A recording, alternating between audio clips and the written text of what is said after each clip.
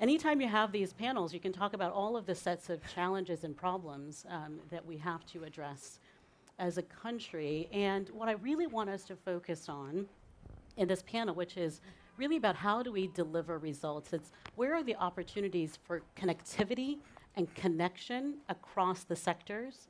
It's not just about the role of biopharma, it's not just the role of advocacy in very individual disease conditions. We all have to work together to solve the enormous problems that we see from a healthcare perspective. There's no shortage of innovation. We have an incredible amount of innovation. We'll hear from AARP-H from that perspective as well. The challenge really is, can we deliver results? Are patients getting what we are innovating? And where are we failing patients at every step of the way? And what are the new solutions as we look forward? So as each of these leaders are leading their companies and leading their institutions, what is their perspective of how we start to solve for these incredible challenges that we face in healthcare? So what I would like to do first is to start with a question to the panel, and I'll have each of them briefly remark on their perspective with the biggest challenges that they are facing. So I would like to actually start with you, Dr. Minter-Jordan. You serve as CEO of AARP. You look across a vast majority of older adults and the challenges that they're facing. From your perspective, as you're also a new CEO it's been about a year now. Over a year. Over a year in your role. What is the challenge? What are you trying to address? What are older Americans saying to you that they would like to be solved in healthcare? Yeah, thank you for the question and thank you for the opportunity. So, I'm obviously in this role not only as the CEO of AARP, but also as a physician. And so I think about 3 areas that I'd love to touch on. The first being longevity. When we think about where we are as a country and quite frankly globally, there are going to be in this country more people over the age of 65 than over the age of 18 in 4 years. So as we're thinking about system design, part of what we need to think about is the fact that we are an aging demographic. And what are all of the implications of that as we think about systems and how we think about healthcare? And so we also know that the 50 plus in this country contribute over $8.3 trillion in economic spending. And so when we think about innovation and how we think about resource allocation, where we need to focus, these are prime areas for investment and for resourcing. The other area that I think about is long-term care. We know that most individuals over the age of 65 will require long-term care in the future, and they can't afford it. So when we pair together the fact that we are an aging demographic in this country and we have a system of care that is unaffordable for many and is only getting worse, we know that the price of long-term care is only increasing exponentially, we're really at a crisis point. And then I think about our caregivers. We have over 63 million caregivers in our country today. The economic value of the care that they extend is now $1 trillion. They're literally holding up our healthcare system. So we have an aging demographic. We have a system that's unprepared for it. We have an opportunity to invest in systems for this aging demographic.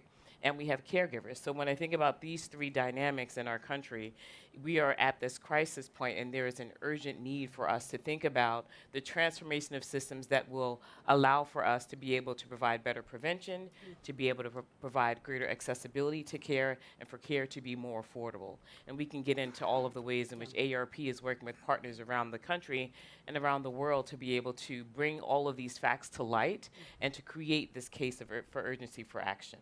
Well, I mean, what you're saying is that we need to fundamentally redesign the system. That is exactly. Because the system is essentially broken for where the population is going. Exactly. Yeah, absolutely.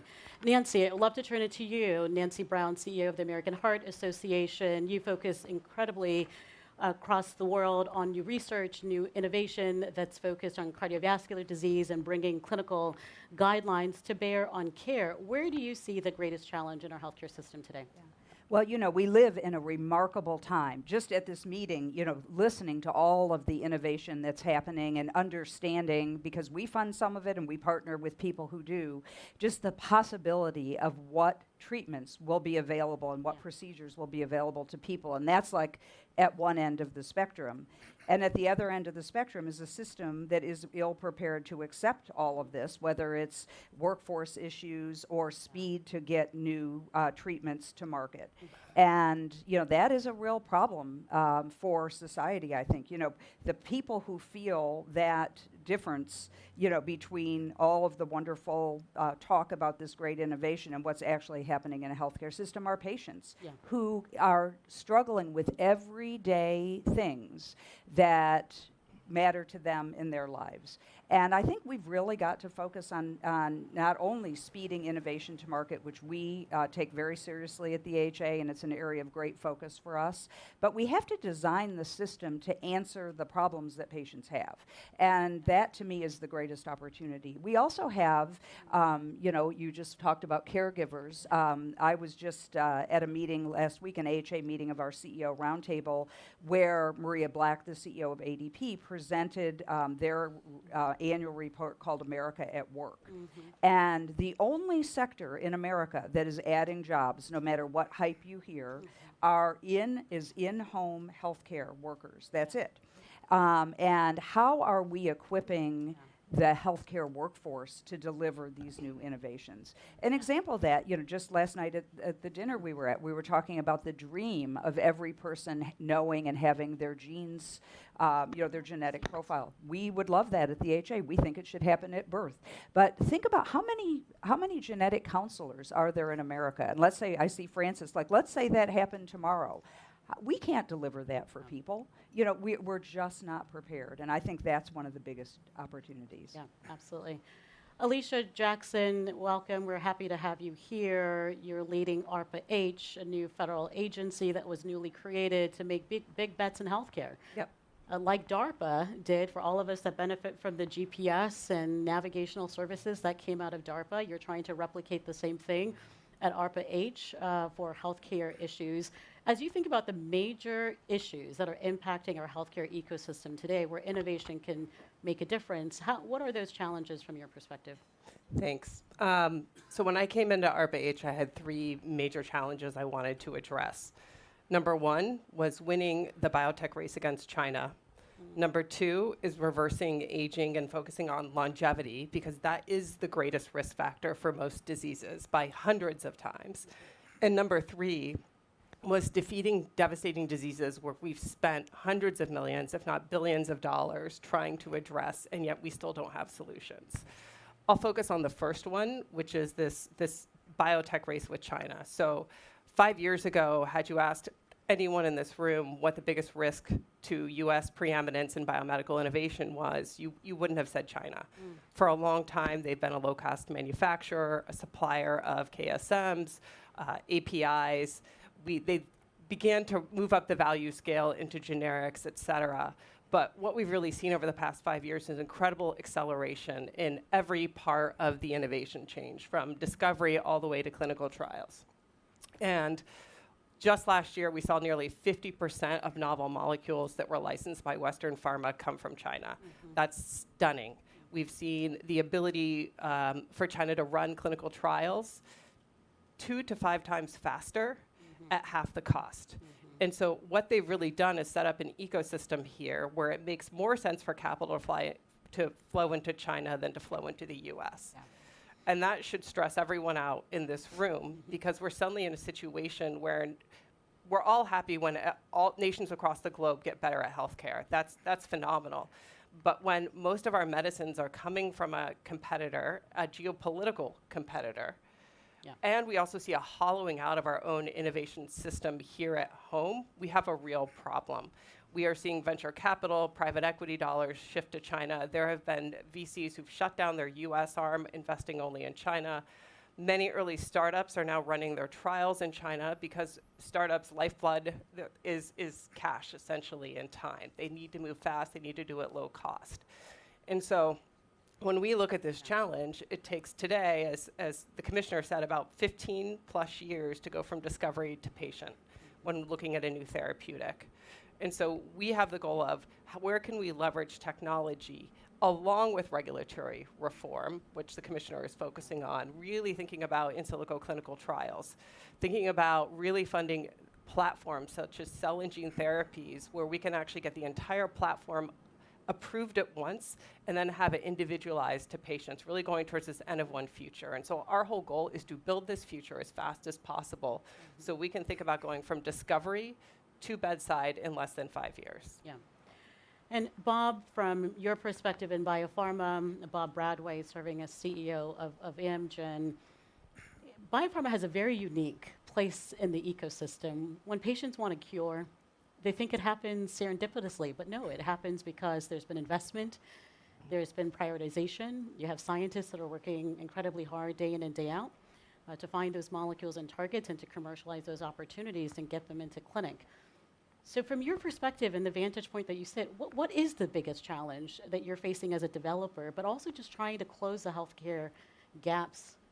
Well, maybe I could touch on two things quickly. First, I'm encouraged that your question included reference to the ecosystem in which innovation happens in the United States. And I think it ties nicely with something Alicia has warned us about this morning already, which is the rise of China in the innovative biopharmaceutical context.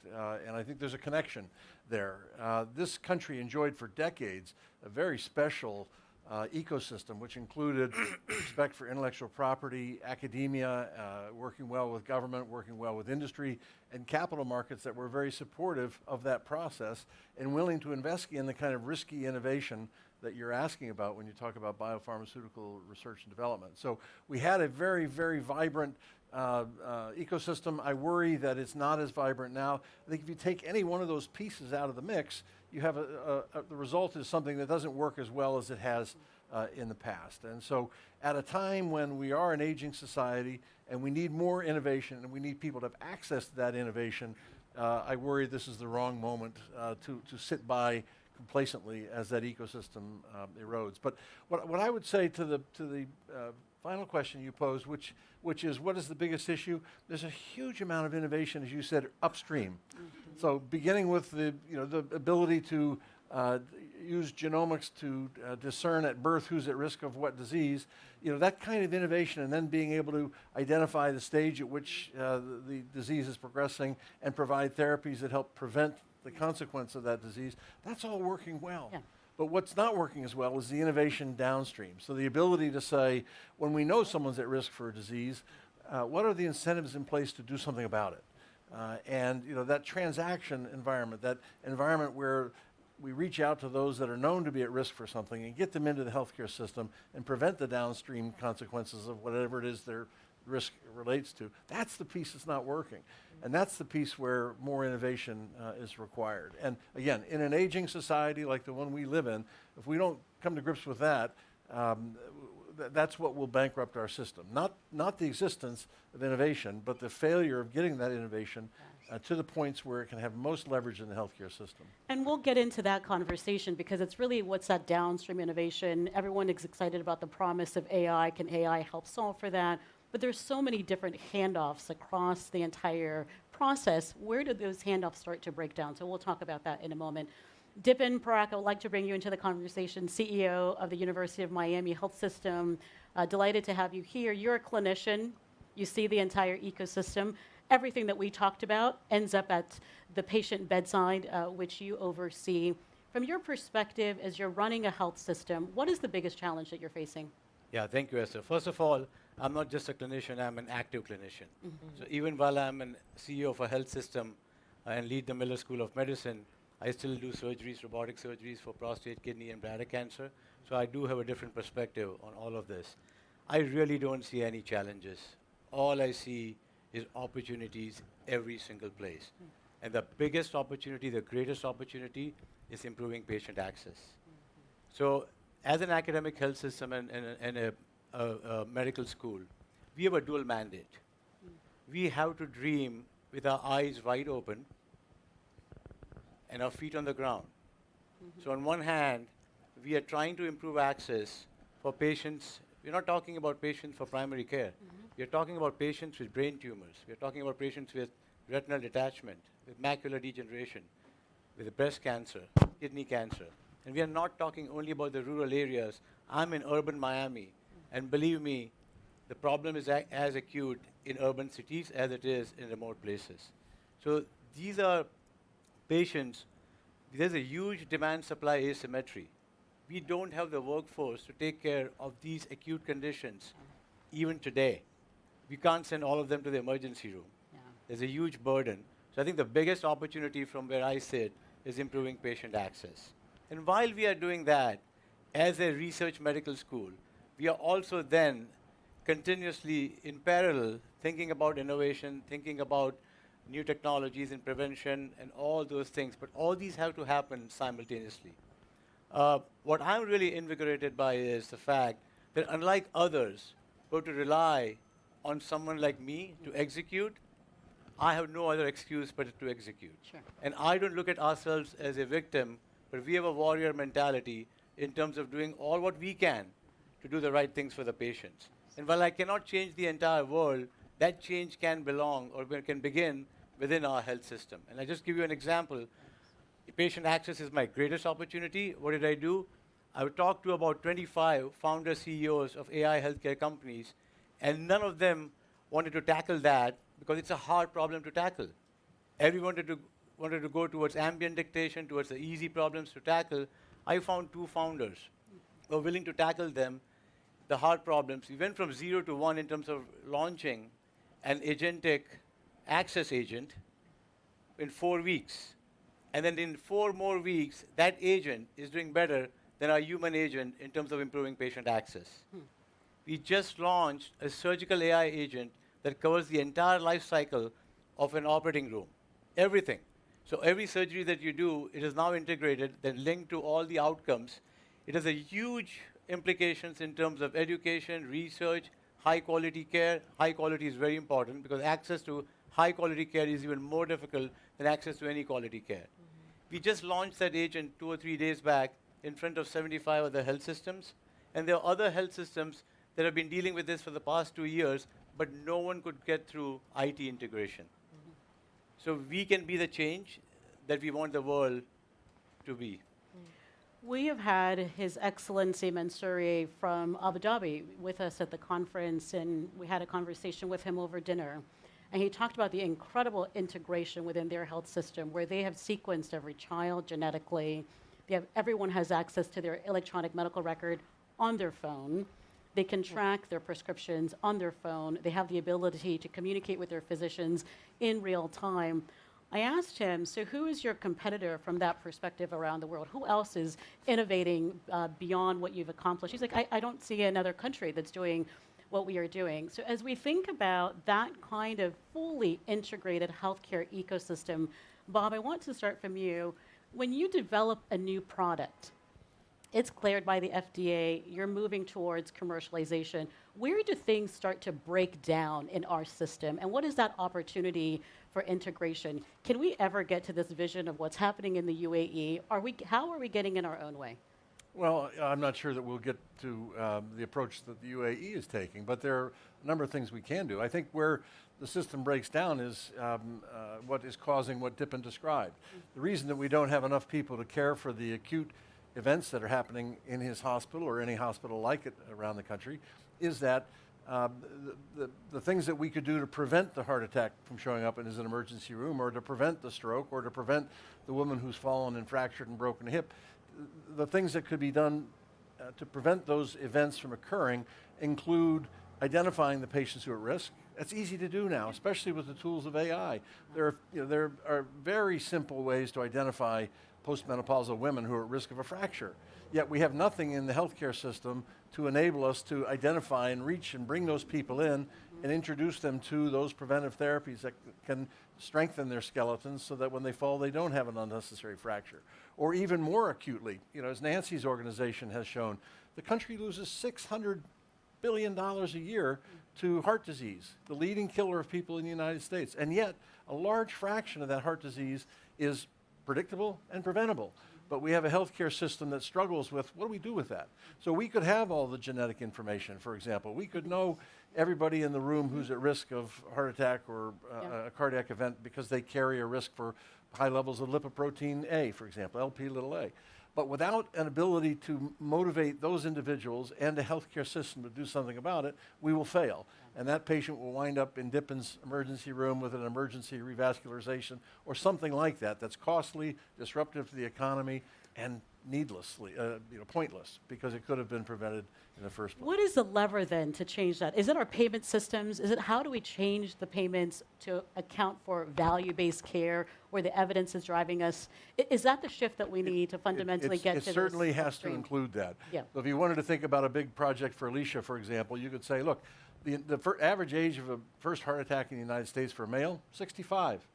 Exactly the age where the U.S. government starts picking up the tab. But it's too late when they're 65 to prevent something that you could have prevented, if you had intervened a decade earlier. So the question is, are we willing to consider something very different, something to say, look, we can't afford to pay for heart attacks that didn't need to happen in the first place, or strokes that didn't need to happen in the first place?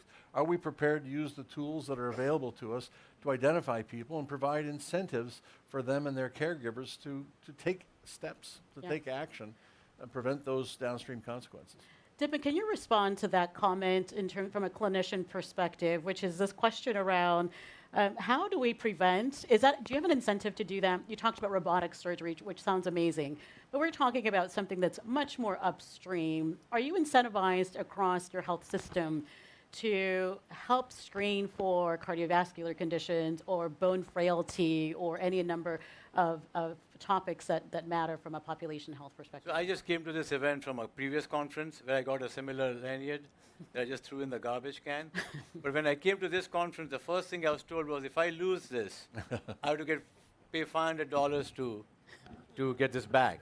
So I really made sure that I take good care of it. So you're right. Incentives matter. Alignment of incentives absolutely matter. So, I mean, if you are going to tell a health system that's going to be a fee for service, people are going to not take that very seriously. I mean, we don't, as practicing physicians, none of us are doing more or ordering more to make more money. That is not the case. But at the same time, we also don't see any downside. Yeah. That if we order more, that there's because we are not paying the bill. We are not footing the bill. So I think aligning incentives is very important. I think it's critical to do that.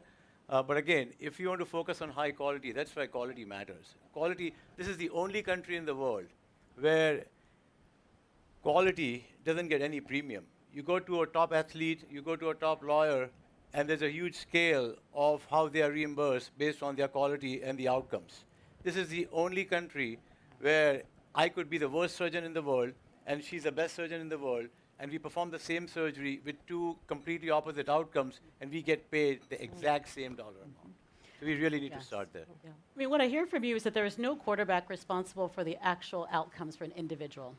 No one is responsible. Maybe the patient is feeling responsible and their family members are feeling responsible.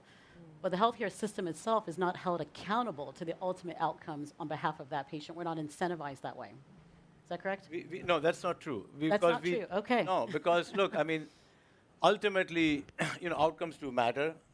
There are things put in place, the readmission rates, patient satisfaction scores. I mean, there are many of these metrics.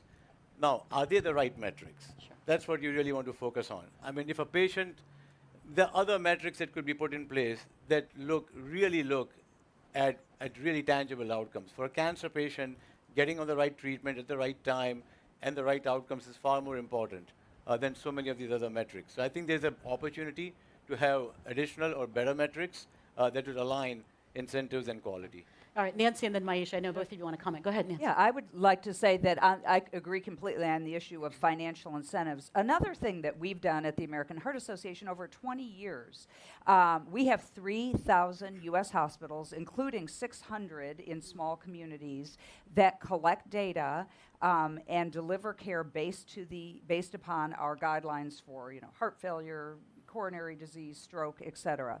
And hospitals are recognized if they are delivering guideline-based care.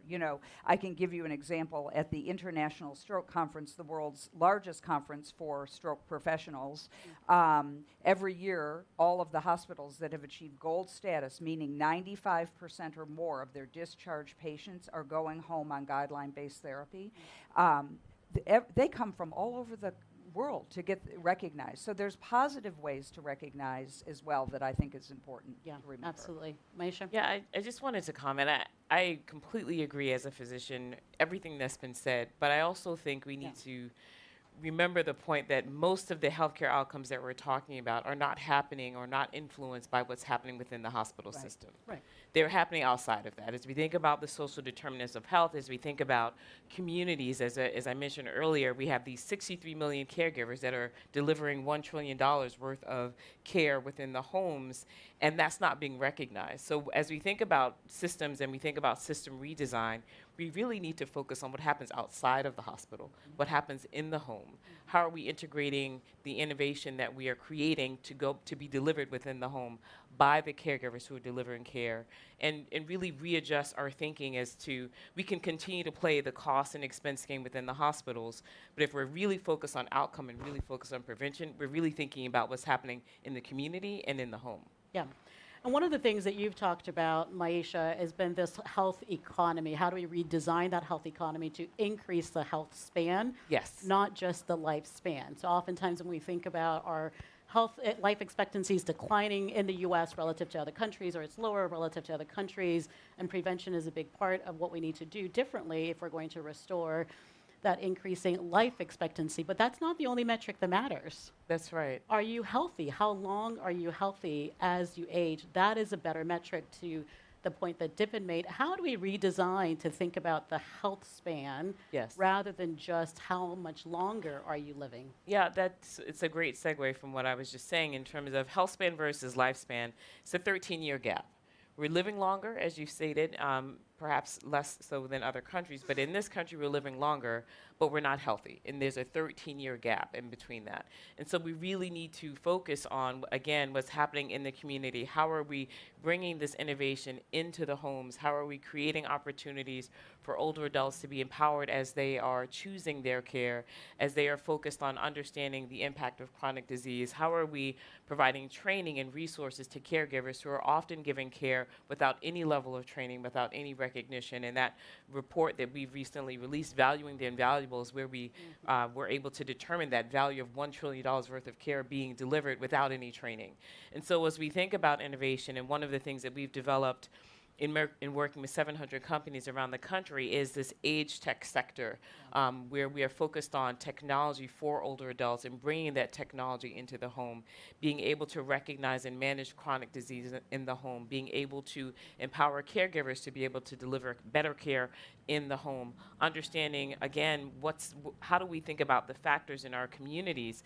And we have something called livable communities, where we have over 1,000 communities that's focused on transportation and housing and all of the factors that influence our healthcare as we age, and being able to create these age-friendly communities that they're designated as based on those factors. And so again, it's, as we think about healthcare, and as a physician and as an internal medicine physician, one of the things that's really important for me is that we are broadening the way that we think about healthcare to incorporate the social determinants of care, and to understand that that's what's determining healthcare outcomes, not what happens in the hospital. By the time we get to the hospital, there are issues that we'd have amazing physicians taking care of us around and helping to manage our healthcare, but we really want to go much further upstream. Yeah. And what it takes is for us to be able to deliver that care in the lowest cost setting, with people who are closest to, in proximity, and to, these family ties, the trust that's within community health, the trust that's between family caregivers and their loved ones, to be able to leverage that, to be able to truly impact care and improve healthcare outcomes. And Alicia, I'd love for you to build from that, because what Myechia just laid out is this idea of integration that's happening in the community setting. You're responding to the needs within the community. You're trying to respond to the caregivers who day in and day out are really taking care of the vast majority of patients in this country.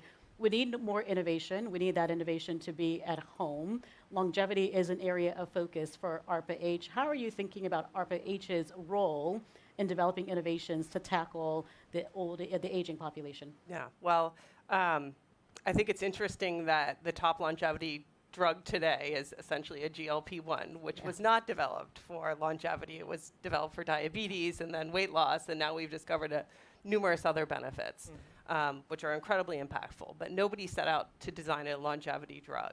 that doesn't mean at all it's not possible. One of the major challenges here is that aging isn't a traditional disease, even though it is trying to kill you. Which is, if you wanted to run an aging trial, if you wanted to test compounds that could stall aging, reverse biological age, you would need to run them for 30, 40, 50 years because your endpoint is essentially death. One of the things we're doing is we're putting $144 million into running the very first clinical trials, looking at a multitude of different drugs, rapamycin, SGLT2 inhibitors, potent antivirals, things that we've seen across a number of different small animals and large animal studies now that do seem to slow aging. But what we're doing is that we are doing very deep proteomics and other types of biomarker testing to identify what are those causal biomarkers of aging. Can we develop an intrinsic capacity score here and use that as an endpoint that we can measure in 3 years, not in 20 years, 30 years, 40 years? And so that's very exciting to run those first trials because there's so much data behind these, but we don't have the human clinical trials today to even think about using these. Well, critical for all of these topics is evidence. We need to know what works, but we need to know what doesn't work.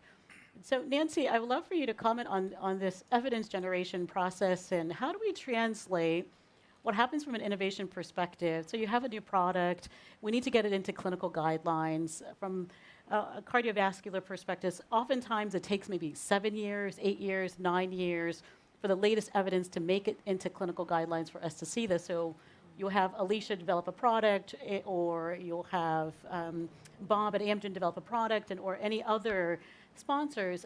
What is that process for us to get the best evidence into care? Thank you for that very important question because it gives me an opportunity to talk about the expansive nature and the responsibility of writing clinical practice guidelines. Thankfully, the evidence is coming fast, whether it's from companies, from the NIH, or other places. So I'll chunk this into three or four different ways we think about evidence generation. To set the big stage, the American Heart Association, American College of Cardiology together write clinical practice guidelines for cardiovascular disease broadly. That process used to take 3, 4, 5 years for a guideline to be updated, down to 2.5. And our North Star now is that every guideline will be updated, reviewed, and if needed, updated every 12 to 14 months. Now, there are 20 guidelines that the ACC and AHA write together. Things from, the lipid guidelines that were just released, prevention guidelines, guidelines for surgery, congenital heart disease, all across the spectrum where experts, come together to review the evidence and to make determinations if it's a level 1, evidence, if it's expert opinion, et cetera. That's a massive machine and massive undertaking that we have to get just right. So there's a balance between speed and accuracy that has to happen just right. In addition, at the AHA, we write all the guidelines for stroke in America.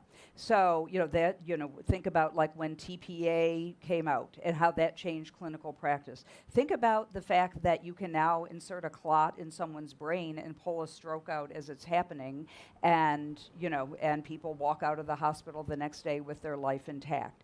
You've got to get the guideline just right, no matter how the evidence is coming along. We also write all the guidelines for CPR, which is a global process every 5 years. Resuscitation across the world, there's an organization that we founded called ILCOR, the International Liaison Committee on Resuscitation. All over the world, there becomes consensus on resuscitation science. And then in addition to that, at the AHA, we publish 100 scientific statements a year on things like dietary guidance that just came out, ultra-processed foods, all the way to things like use of AI agents in cardiovascular care, a wide spectrum. And this science comes from the almost 40,000 science members of the AHA. As I said, the evidence comes in It gets adjudicated by our committees for every single guideline statement, and it's all happening all at once. The process that one of the things we've done to speed things up is concurrent answering of the questions. You know, when you send a document out for peer review, peer reviewers send questions back in. Did you mean this? What about this? Did you consider this in this trial? Every one of those questions get answered, and depending upon the complexity of the guideline, it could be 3, 4, 5,000 comments that come in that have to get answered. And so we're making a lot of improvements, and I think technology, of course, will help us, but it will never replace the expert, you know, helping to come to a decision on how something will appear in the guideline. How would you respond to criticism or feedback that the process is still too slow? Yes. And are we appropriately using technology to expedite that process for clinical guideline? Yes, we hear that and we understand, and that's why we are focused on continuing to improve and enhance the system. It's also why I deliberately tried to outline the expansive nature of being accountable for writing evidence-based guidelines in America. It's not like we only do one a year, you know, and so we will continue to the level that we believe it's appropriate to continue to speed up the process. You know, one of the things we've incorporated into our guideline process also is examination of evidence that the FDA has access to from companies that may not yet be published or presented at a meeting so that we understand what's coming down the road. Like, that's part of our process now. These things take time, and I know that there are some who wish that every moment a trial released a new outcome that the guideline could instantaneously be approved or updated. You know, will we ever get to that point? I doubt it, because I think it's important for these things to marinate in the system as well. Over 19 years of being CEO of the AHA and almost 40 years of working for this great organization, I have sat through so many late-breaking clinical trials that get presented at our meeting and other places, and things are blockbusters and oh my God, it's going to change the world, and then it marinates a little bit, and there are problems with it, or things happen. Maybe the study didn't include enough women. We could talk about that. So the dream of an instantaneous from presentation and publication to change of the guideline, I don't personally think that that's responsible, and I think it needs to take a little bit of time. We can always do better, and we will always aim to do better, but it may not ever fulfill the dream of what some have. I want to come back to the topic I laid out at the beginning, which is this idea of integration across the health system. So all of you have done a fantastic job just giving us a little bit more under the hood with the issues in which you face. And Bob, I want you to start and just talk about, if we're going to deliver results, how do you deliver results to patients? What is your priority now for what you can do within your role as biopharma to deliver the results that patients are asking for? Well, our focus is on innovation for serious diseases where there aren't good alternatives otherwise available today. So we define serious diseases, for example, as heart disease, the leading killer of people in the United States, and serious diseases also include rare diseases that affect small patient populations. So our objective is to try to develop medicines that make a meaningful difference for those patients. We're increasingly successful at doing that, and there's nothing more frustrating than being successful in creating and getting a medicine registered and then finding that it's difficult for patients to get access to them, or difficult for societies to figure out the context in which those data should be presented. So I think what I believe you would find from our industry's perspective at the moment is the greatest frustration is that disconnect between the availability of innovation and the ability of the prescribers and the system that cares for patients to be able to accommodate that innovation at the right time with the right patients. And prices are not the issue as we think about, like, the usual criticism for biopharma is that we have unaffordable prices. Is that the issue? Well, sure. I'm sure there are issues for some patients and some systems related to the price of medicine. But there are other issues as well. And what we're talking about is trying to make sure that innovation gets the right patients at the right time. Now, if you wanted to talk about problems in the healthcare system, we wouldn't start with prices for drugs. drugs are 10% of the healthcare spend. So 10% is probably not the place that you want to start. If you gave away every cancer medicine available in industry today and just said, we'll just give them all away for free, and we won't do any more innovation in cancer, you wouldn't move the needle at all on the healthcare spend in this country. You'd move, a fraction of the total cost of medicine, and you would gut the potential for future innovation in that disease area. So I think what we would say is let's look where the dollars are being spent. So if it's 10% of the healthcare spend in the United States is on medicines, what are some of the other big areas? Well, billing, information, and records alone are 17 to 21%, depending on whose estimates you want to look at. So nearly double what we spend on drugs, we spend on transaction processing. You heard Dr. McCary say earlier, there's nothing more frustrating for a physician than having to click 20 buttons to get a prescription written for a patient. That's insane. And the aggregate cost of that is $500 to $800 billion a year in the United States. $500 to $800 billion a year on that transaction complexity. So, again, we think there's a huge opportunity to disrupt what is giving rise to that problem today, and in so doing, freeing up resources for the healthcare system to address your question about prices and our concern about access. Right. And of course, as people say in the U.S., it's always prices when you think about comparing prices to the rest of the world. And there are strategies on the drug side, but there ought to be other strategies on the hospital side. So it's not just about drug costs, it's about costs across the entire system. And allow me, please, just to Yes. respond to that.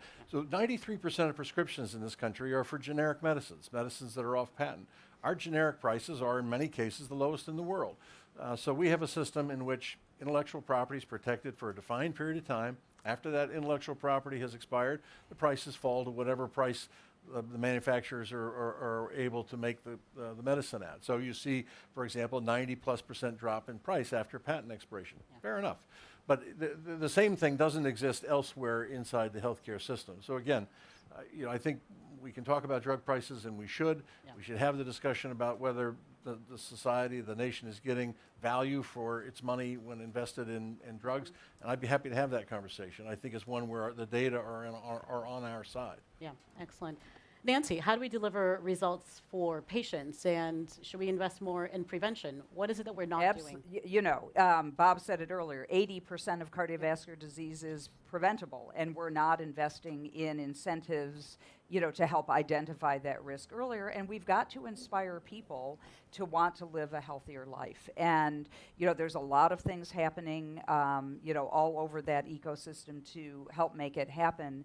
But, at the end of the day, people have to be inspired to want to be healthy, and they need to have a partnership with their healthcare provider or community health center so that they understand and see the possibility. We also need people to understand the importance of taking the medications that physicians have prescribed for them. I'm surprised Bob didn't talk about the discontinue rate of, prescriptions that are provided for people. There's important work happening within our government right now on things like new food labeling, definition of ultra-processed food, because food and food consumption is a big part of people's risk for cardiovascular disease, and we're proud to be partnering with the administration in those areas. So there's a lot that needs to be done, and a lot that health systems can do to screen people, for access to, access to healthy food, creating programs where people know where to go to get the support that they need. We've talked about prevention for so many years. Are we ever going to be at the point where we actually pay for screening and early diagnosis? I hope so. And how close are we? I don't think we're close at all. In some of the value-based models, it is, it would be imperative to be paying for prevention and keeping people out of the hospital and not coming back to the doctor. I appreciate and we admire all of the models that are out there testing these things. And, I don't know that we have seen one that is going to make it work. We don't even have great models for helping people with serious diseases like congestive heart failure, meet that staying out of the hospital for 30 or 60 days. We have patients who go home, and they're struggling with remembering that they have to weigh themselves every day and watch their fluid intake, and that balance between fluid in and fluid out could take them back to the hospital in a day or two. Caregivers don't know how to manage that, and patients don't have the tools. Alicia? So I just want to build on this, which is there is a giant gap between what we see in the innovation landscape, AI, you talk to anybody building an AI drug discovery company, they've solved everything. It's Yeah. going to be fine, right? And everyone over here, and then you hit reality. Yeah. Going into the hospital. Huge gap. And we exist to bridge that gap however we can. And I specifically want to talk about heart disease. Everything you said is correct. A lot of these things are preventable. AI can help with that. And so that's why we've partnered with academia, giant companies, these will be announced soon, to build the first agentic AI clinician that is FDA authorized, working hand in hand with FDA, because there is no regulatory path for this today. That's right. And so that's a really unique thing we're able to do, which is partner with FDA, partner with the best minds, the best companies, and see if we can build this clinician that actually could reach every single American, those without a cardiologist in their county. Over 50% of counties don't have a cardiologist, and prevent these things. And so, going back, I think the future's bright, but we have to be very clear about how to bridge that gap and using technology to do that. Yeah, Myechia, I'm going to come right back to you, but Dipen, I want you to respond to that, because everyone tells me that AI is here, AI is making a difference, AI is going to solve all of our problems in healthcare. What I see is a lot of AI used in operational efficiencies, back-end activities. AI is used for automation, right? Ambient listening, for example, revenue cycle management. As a clinician, is AI helping you deliver better care to your patients? Is it there yet? Yeah. So the way you want to answer this question is AI, you want to break it up into 3 buckets. Access, efficiency, outcomes. Access, right patient to the right provider at the right time. Access also means someone who left the hospital and has a problem and doesn't know what to do with that. That's an access piece as well. Prevention, compliance with medication, getting the right medication, all those things fit into the access category. So we are solving for that through Scope Health, which is helping us with our call center and our agentic access solutions. But that's the access bucket, so that will definitely impact patient care. Efficiency is what you mentioned, ambient dictation, billing and coding, prior authorization, and that's very important because right now doctors are spending 2 to 3 hours every day doing all these mundane tasks. And so imagine if you divert those 2 to 3 hours in actually taking care of patients. Indirectly, it does help taking care of patients. And the third one is the outcomes, where that's what all of us in the room really want to see. Actually driving patient outcomes. So we are doing a lot in pathology, in radiology, the surgical AI agent that I mentioned, but it will take time. As Alicia mentioned, it's easy for companies to invest in all these efficiency outcomes because they are verifiable, they're measurable, they're predictable, and they're quick to know right or wrong answer. But many of the interventions that you do on the clinical side, there's a long lead time, there's a long latency period. It can take decades for us to find the answer, but we can have surrogates or surrogate endpoints that can predict those final outcomes that can give us to a conclusion far earlier on. So we will do that. But coming back to AI, I think as Alicia pointed out, it's something on the left where everyone is going to solve biology and health span and lifespan in 5 years, and then the reality hits. I think in the short term, AI is going to disappoint both the optimists and the pessimists. But I think in the long term, AI is going to destroy the pessimists. I mean, you don't want to think about AI. Many people in this conference have talked about, oh, AI is only going to increase the equity gap. I don't think so. Don't think of AI as a private jet or a private yacht. Think of AI as an electricity that does not differentiate between someone with a chandelier sipping champagne or someone somewhere in a street lamp and some student reading under the street lamp to go to a medical school in a remote part of the world. That's how you want to think about AI. Yeah. Myechia, I love your perspective on this topic. Yeah, I want to just bring it back to, I'm really fortunate. AARP represents over 125 million Americans over the age of 50, and I'm able to go into people's homes. I'm able to visit with caregivers. I'm thinking of a caregiver that I visited in Florida, and I sat with her in her home and watched her and discussed with her how she navigates the healthcare system. The affordability is an issue that we can no longer ignore as we think about designing systems for patients. And she's concerned about how is she going to afford the medications for her mom. She was concerned about how do I make sure that I understand which medications interact with another medication. How do I get my mom transportation to her medical appointment? And so when I think about healthcare system and healthcare system redesign, most of the care that we will be delivering as we move forward and leveraging AI, leveraging technology, would and should be delivered in the home. Yeah.